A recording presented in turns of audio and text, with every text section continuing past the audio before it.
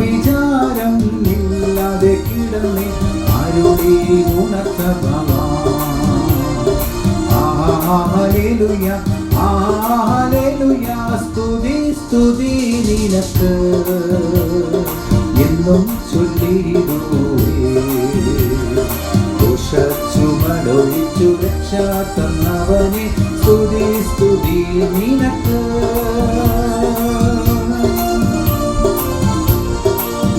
ദൈവനാമത്തിന് മഹത്വമുണ്ടാകട്ടെ.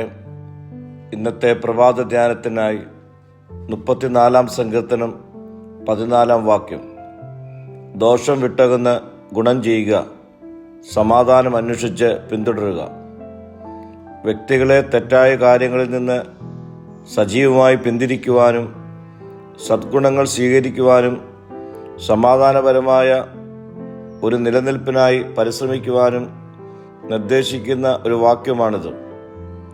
പ്രയോജനകരവും നീതിയുക്തവും ക്ഷേമത്തെ പ്രോത്സാഹിപ്പിക്കുന്നതുമായ പ്രവർത്തനങ്ങളിൽ സജീവമായി ഏർപ്പെടേണ്ടതിൻ്റെ പ്രാധാന്യം ഈ വാക്യത്തിൽ ഊന്നി പറയുന്നുണ്ട്.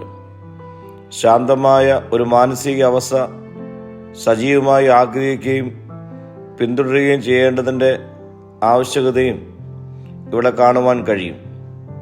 സമാധാനം ഉണ്ടാകുന്നതുവരെ നിഷ്ക്രിയമായി കാത്തിരിക്കാതെ സമാധാനം സ്ഥാപിക്കുന്നതിനും അത് നിലനിർത്തുന്നതിനും ബോധപൂർവമായ നടപടികൾ സ്വീകരിക്കുവാൻ നമുക്ക് കഴിയണം.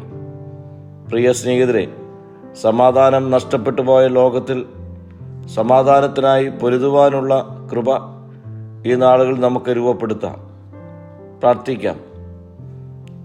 ദോഷത്തിൽ നിന്നകന്ന് സമാധാന അനുഭവത്തിൽ ജീവിപ്പാനുള്ള കൃപ എനിക്ക് നൽകണമേ. മഹത്വം നീ എടുക്കണം. യേശുവിൻ്റെ നാമത്തിൽ തന്നെ. ആമീൻ.